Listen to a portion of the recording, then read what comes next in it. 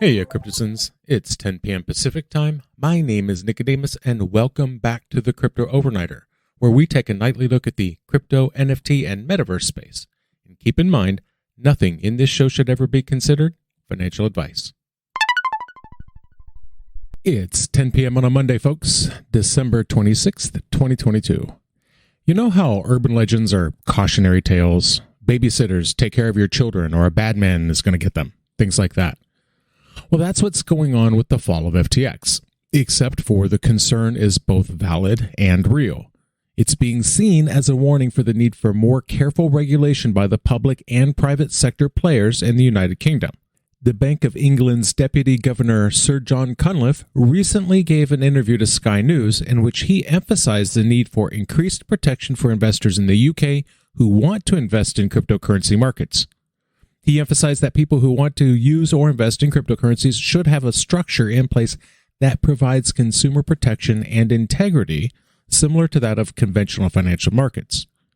He explained that the growing interest in cryptocurrency markets from financial institutions and retail users is the main reason for the need for increased regulatory oversight in the United Kingdom. He stated, "We had banks and investment funds and others who wanted to invest in it, and I think we should think about regulation before it becomes integrated with the financial system and before it becomes a systemic problem." He also used the collapse of FTX as an example of a situation where existing regulatory parameters that apply to traditional finance sector could have provided protection to users who lost money. He also mentioned that issues such as missing client funds, conflicts of interest between different operations, and transparency, audit, and accounting arose in the collapse of FTX. Cunliffe compared the situation to the gambling sector in the UK. He stated that investors should have access to a regulated environment that prevents them from losing access to funds, like what happened with FTX. Mitch McChegan is a partner at investment firm Blockchain Co-Investors. He believes that financial institutions and regulators still see value in blockchain technology and digital assets in the post-Brexit British economy. He stated, quote, "British financial institutions and banks, many of whom are already investing heavily in blockchain technology, continue to want to participate in the digitalization of commerce, which starts with digital assets, monies, and commodities." He also believes that the collapse of FTX shows the importance of prudent regulation. He also mentioned that astute regulators in both the US and the UK are distinguishing between offshore and fraudulent enterprises like FTX and legitimate blockchain technology solutions that enable the digitalization of assets, money, and commerce. Now, meanwhile, Japan's Financial Services Agency will lift a ban on the distribution of foreign stablecoins. The ban on foreign stablecoins like Tether and USDC will be lifted in 2023. Japan's new stablecoin regulations will allow local exchanges to trade stablecoins as long as they follow certain rules. These rules include things like keeping deposits safe and limiting the amount of money that can be sent. The report says that if stablecoin payments become more popular, it could make international money transfers easier and cheaper. In order to allow stablecoin distribution in Japan, more regulations related to the preventing of money laundering will be needed. That's according to the FSA. The agency recently began collecting feedback on proposals to lift the ban on stablecoins in Japan. A bill to ban non-banking institutions from issuing stablecoins was passed by Japan's parliament in June of this year. This new measure will greatly affect cryptocurrency trading in Japan, as no local exchanges currently offer trading in stablecoins like Tether or USDC. None of the 31 Japanese exchanges registered with the FSA, including Bitfire and Coincheck, were trading stablecoins as of November of this year, according to official data. Now, Bitflyer, one of Japan's largest cryptocurrency exchanges, currently has 5 cryptocurrencies that they trade, including Bitcoin, ETH, Bitcoin Cash, XRP, and Stellar. Japanese authorities have been busy creating regulations for cryptocurrencies. The ruling party's tax committee in Japan approved a proposal on December 15th that removes the requirement for crypto companies to pay taxes on paper gains from issued tokens. Previously, local regulators also advised against using algorithmic stablecoins like Terra USD.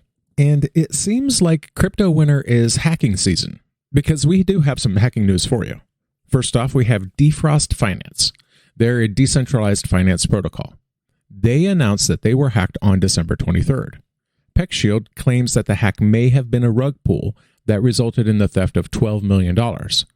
Certic, another security company, stated that it has been unable to contact members of the Defrost Finance team. On December 25th, the Defrost team posted a series of tweets explaining that a first attack used a flash loan to drain funds from its V2 product.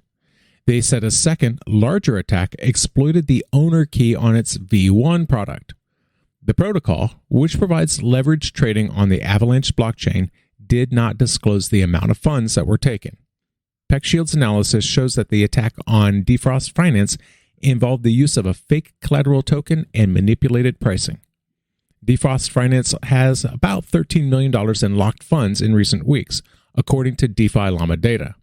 However, that amount dropped to less than $93,000 on December 25th. If the attack on Defrost was a rug pull, it's unusual because the team behind the scheme typically goes silent and can't be contacted.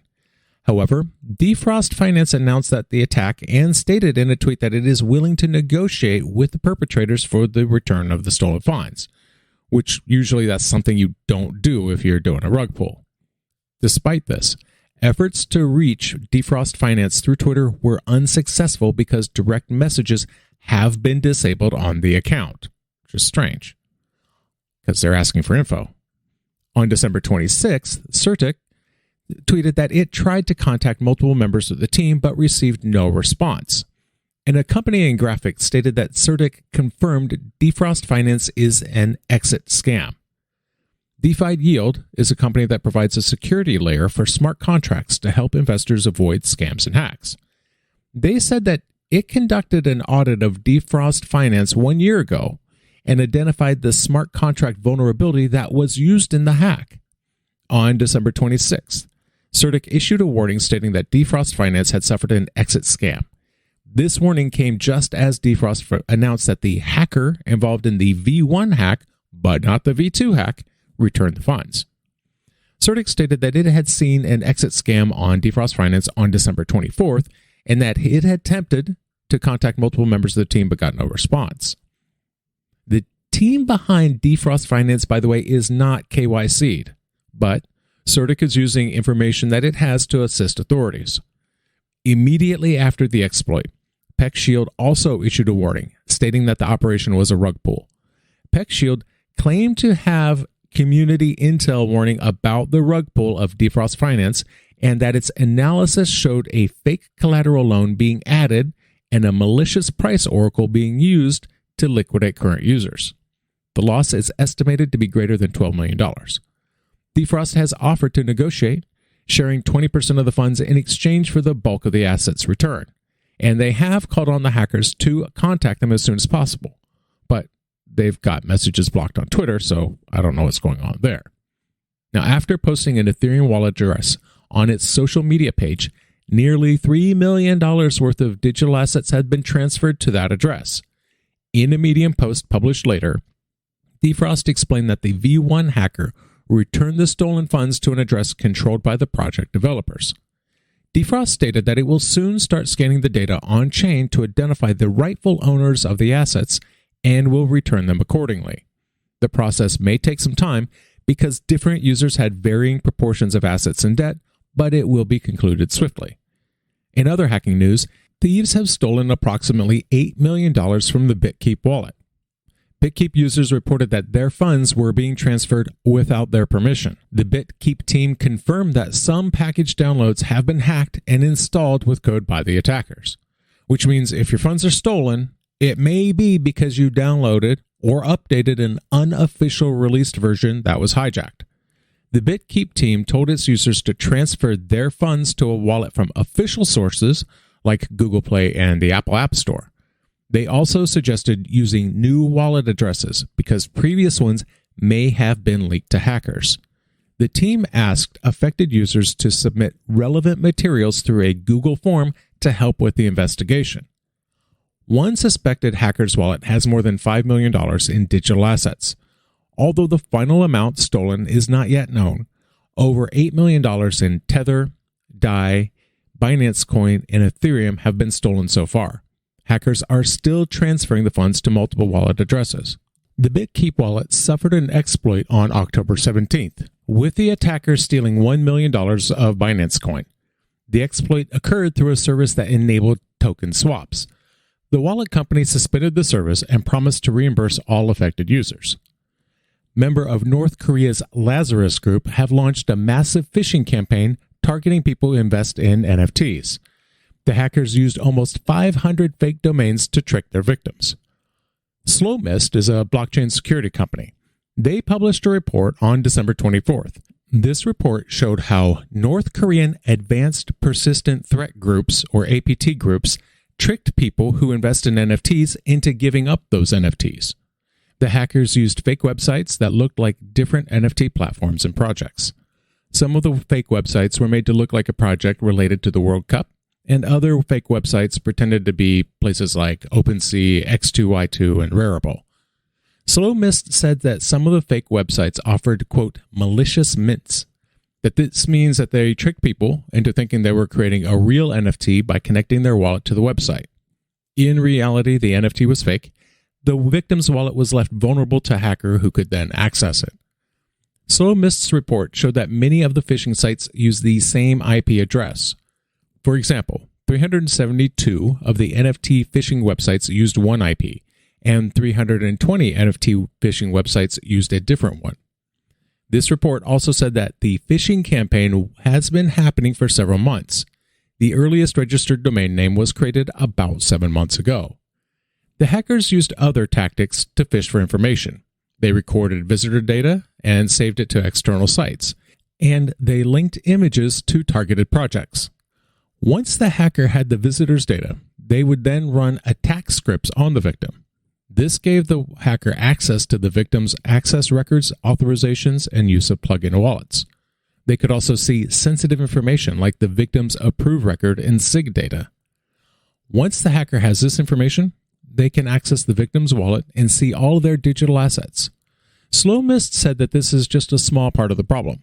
They only analyzed a small portion of the materials and found some of the characteristics of the phishing attacks used by North Korean hackers. Slowmist gave an example of how successful the phishing attacks were. One phishing address was able to get 1,055 NFTs. They made a profit of 300 ETH, about $367,000. Slowmist also said that the same North Korean group was responsible for a phishing campaign on Naver that was documented by Prevalion on March 15th. North Korea has been involved in many cryptocurrency theft crimes in 2022. A report from South Korea's National Intelligence Service on December 22nd said that North Korea stole $620 million worth of cryptocurrencies this year. In October, Japan's National Police Agency warned the country's crypto asset businesses to be cautious about the North Korean hacking group. The SEC has requested to seal the Hinman Speech documents. The SEC said that they're not relevant to the court's summary judgment decision. This request was made on December 22nd in the motion to seal summary judgment document. The Hinman Speech documents relate to a speech given by William Hinman in 2018 about Ethereum and whether or not it's a security. Hinman was a former director of the SEC's Corporation Finance Division. Now, Ripple thinks the Hinman Speech documents are important for its case against the SEC. The SEC has requested that the documents be sealed and that any references to them be removed from the papers of the defendants because they have no relevance to the court's summary judgment decision. The SEC believes its mission is more important than the public's right to access the documents. Which you have to wonder, what is Chair Gensler hiding and why? I mean, we paid for these documents. I would expect and I would hope that justice in getting things done right is more important to the government's regulators. It's almost like they're hiding something personal. Now, the SEC has also requested to seal information about its expert witnesses. These are XRP investors who submitted declarations and internal documents reflecting the debate and deliberation by SEC officials. This request comes only a few weeks after Ripple Labs filed its final submission against the SEC on December 2nd. This indicates that the legal battle may soon be over. Ripple was able to access the Hinman Speech documents on October 21st after 18 months, but the SEC insisted on keeping them confidential. Previously, the courts had denied the SEC's request to keep the documents a secret, with a judge calling out the SEC's hypocrisy. And that's going to do it for us tonight. I want to thank you, my listeners, because when you stop listening, I will stop talking. We'll see you tomorrow night.